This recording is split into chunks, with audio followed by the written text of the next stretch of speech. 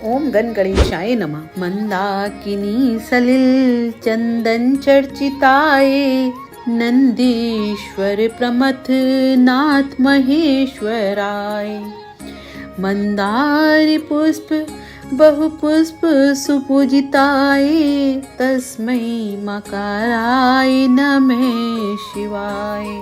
गंगा जल और चंदन से जिनकी अर्चना पूजा हुई है, मंदार पुष्प तथा अन्य पुष्पों से जिनकी सुंदर पूजा हुई है, उन नंदी के अधिपति प्रमथ गणों के स्वामी महेश्वर मां कार स्वरूप शिवजी को मां की धरोहर चैनल के माध्यम से मैं साष्टांग प्रणाम करती हूँ। आप सभी श्रोताओं को सावन के पवित्र महीने की बहुत बहुत बधाइयाँ। आज की सुंदर मनोहारी दृश्य, रिमझिम वर्षा की ताल, कांवड़ियों की बम बम भोले उद्घोष के वातावरण में मैं शिव कथा पढ़कर व आप सुनकर भोले बाबा की कृपा के पात्र बन रहे हैं। आप सभी श्रोता जो मुझे सुन रहे हैं व कल शाम जो आप सभी ने मेरा उत्साहवर्धन किया, आप सभी कथा सुन रहे हैं, ये जानकर अत्यंत प्रसन्नता हुई। उसकी मैं दिल से आभारी हूँ। आप सभी अपना प्यार वीडियो के कमेंट बॉक्स में करोगे एवं अपने दोस्तों व बच्चों के साथ शेयर करोगे तो मुझे अच्छी वीडियो बनाने का आधार मिल जाएगा। पर जो आप सबने मुझसे अच्छा बोला, मैं चाहूंगी आप कमेंट बॉक्स में या नीचे वीडियो के नीचे लिख कर बताएं तो मुझे बहुत ही अच्छा लगेगा। तो चलिए आज की कथा का आरंभ करते हैं। आज की कथा का शीर्षक है सती का योगाग्नि में आत्मदाह। महेश्वर शिव अपनी आदि शक्ति भगवती सती के साथ कैलाश पर आनंद पूर्वक विहार करने लगे। उस दिव्य दंपति के नैसर्गिक प्रेम को देखकर शिवगण आनंद में झूम उठे।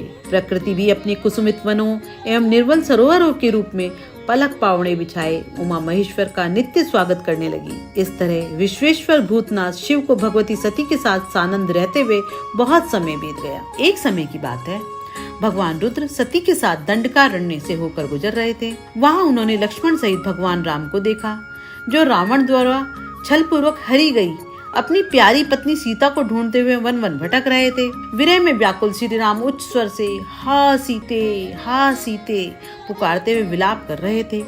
उस समय महादेव ने बड़ी श्रद्धा से नतमस्तक होकर कहा, जय सच्चिदानंद कहकर उन्हें प्रणाम किया।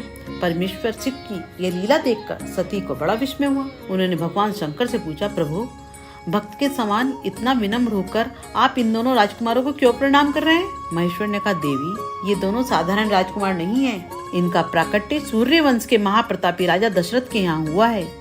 ये दोनों साक्षात भगवान विष्णु और शेष हैं, जो श्री राम और लक्ष्मण के रूप में सृष्टि के कल्याण के लिए नर लीला कर रहे हैं। परंतु शिव की माया से मोहित सती के मन में उनकी बातों पर विश्वास नहीं हुआ। भगवान शिव ने कहा, प्रिय यदि तुम्हें मेरी बात पर विश्वास नहीं है तो तुम वहाँ जाकर अपने विवेक से श्री राम की परीक्षा कर लो। मैं इस वट वृक्ष के नीचे तब तक तुम्हारी प्रतीक्षा करूंगा। सती मोहवश सीता का रूप बनाकर श्री राम की परीक्षा लेने गई।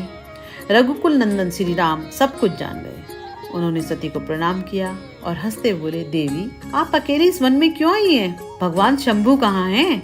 और आपने ये नूतन रूप क्यों धारण कर लिया है? सती जी बहुत लज्जित हुई और भगवान शंकर के पास वापस लौट आई।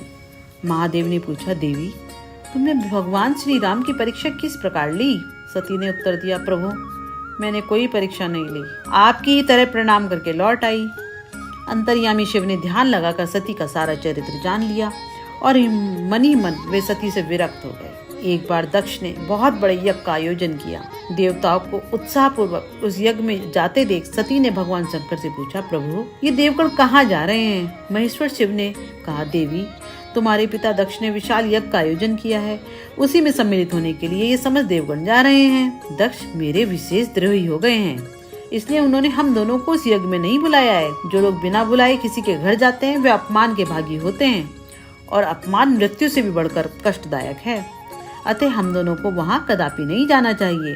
भगवान शंकर के बार बार मना करने पर भी जब सती नहीं मानी तब महेश्वर ने उन्हें अपने 60,000 गणों के साथ दक्ष के यहाँ भेज दिया। यज्ञ में भगवान शिव का भागना देखकर सती अत्यंत क्रोधित हुई और अपने शरीर को उन्होंने वही योगाग्नि द्वारा जलाकर भस्म कर दिया। चारों ओर हाहाकार मच गया। रुद्रगण कुपित होकर यज्ञ को नष्ट भ्रष्ट करने लगे। किसी तरह महर्षि भृगु ने रक्षोघ्न मंत्र से यज्ञ की रक्षा की। आज की कथा को यहीं विराम देती हूँ। भोले बाबा आप सभी की मनोकामना पूरी करें। हर हर महादेव।